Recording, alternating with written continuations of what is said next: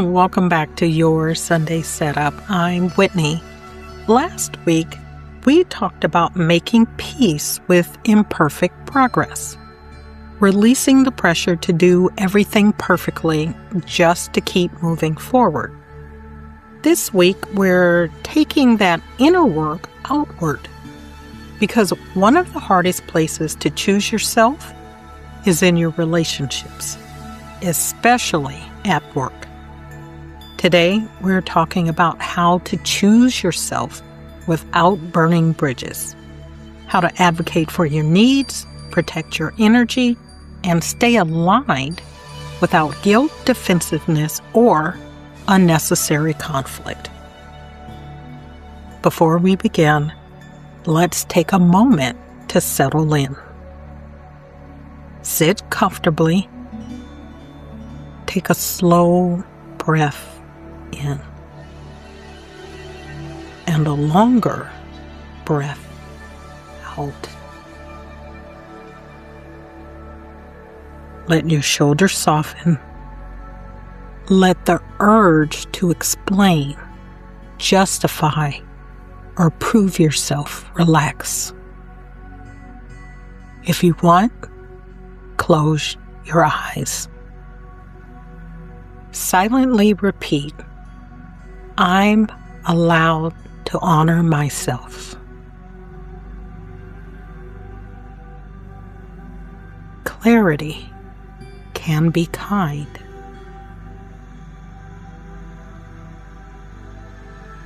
I can choose myself and stay connected. One more breath in. And as you let it out, gently open your eyes.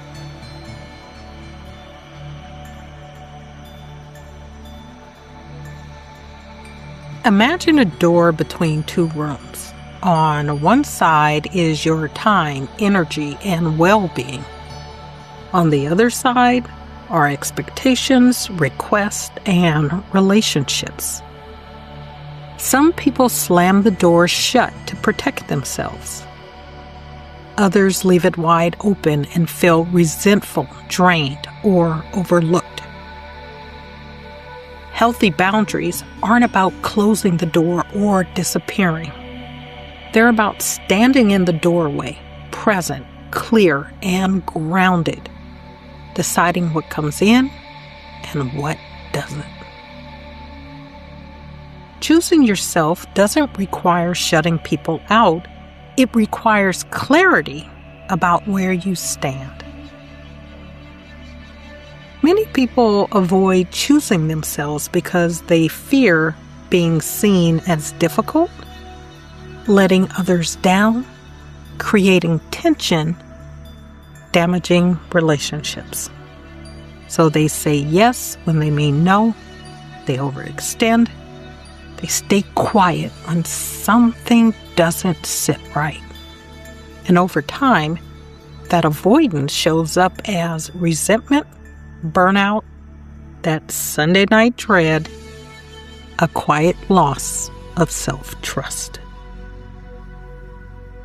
Choosing yourself isn't selfish, it's honest. And honesty, when paired with kindness, is what keeps relationships intact. Here are 3 practical strategies for you to use. First, lead with clarity, not emotion. Before responding to a request or situation, ask, what do I actually need here? What am I available for? What am I not available for? Clarity reduces defensiveness for you and for others. You don't need a long explanation. You need a clear position. Second, use clean communication. Clean communication is direct, respectful, free of over-apologizing or over-explaining. For example, I'm not available for that timeline, but I can do X instead. I need to revisit priorities before committing. That doesn't work for me right now. See, you can be kind and clear. And third, let go of managing other people's reactions. This is the hardest part. You can communicate thoughtfully and still disappoint someone. That doesn't mean you did it wrong. Choosing yourself sometimes means tolerating discomfort. The goal is to do it without abandoning yourself to avoid it. That's confidence in action. Let's bring this into a real work week scenario. It's midweek, you're already stretched thin. A colleague asks you to take on just one more thing. Instead of reacting automatically, you pause. You lead with clarity. You check your capacity and realize taking this on would push you into stress. You communicate cleanly. I can't take that on this week, but I can help next Tuesday or suggest another option. And when they seem disappointed, you don't rush to fix it. Let their reaction be theirs, without turning it into self-doubt or guilt. You didn't burn a bridge, you strengthened one with honesty. And just as importantly, you strengthen trust with yourself.